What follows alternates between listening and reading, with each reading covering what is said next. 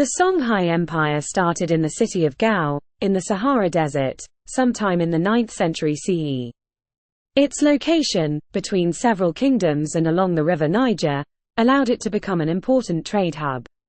At first it was a province of the Mali Empire, but as the Mali Empire weakened, the Songhai Empire was able to take over.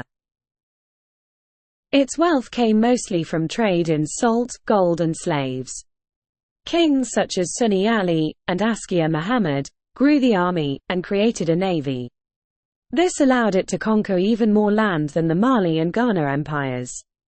It was at its height from c. 1375 to 1591 CE, until an army came from modern-day Morocco armed with guns and cannons.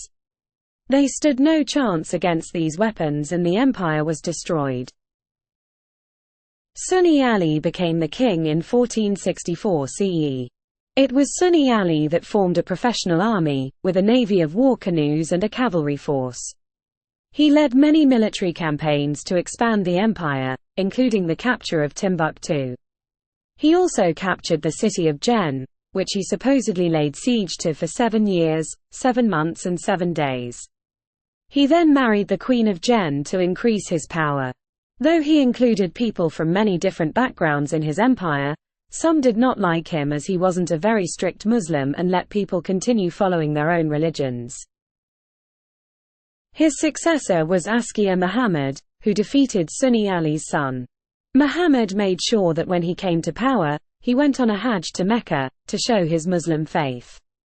He also improved the treatment of Muslims throughout the land, and the scholars of Timbuktu became an important tool in increasing his power.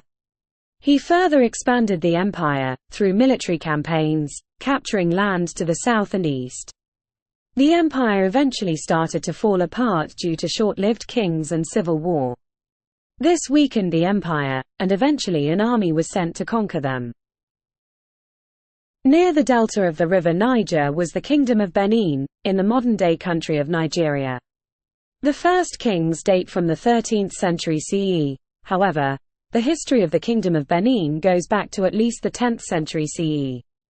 Its capital city was Benin City, which was surrounded by walls for protection. These walls eventually connected all the villages and towns in the kingdom, stretching approximately 16,000 kilometers and connecting more than 500 settlements. Art was an important part of life in the Kingdom of Benin. Brass heads were made when important people died. This was because the people of Benin thought the head was the most important part of the body, as this was where intelligence came from. They also believed you could contact the spirit of a dead person by touching the brass head. Masks were also important, as they were used for religious ceremonies. Masks were believed to connect a person to the spirit world.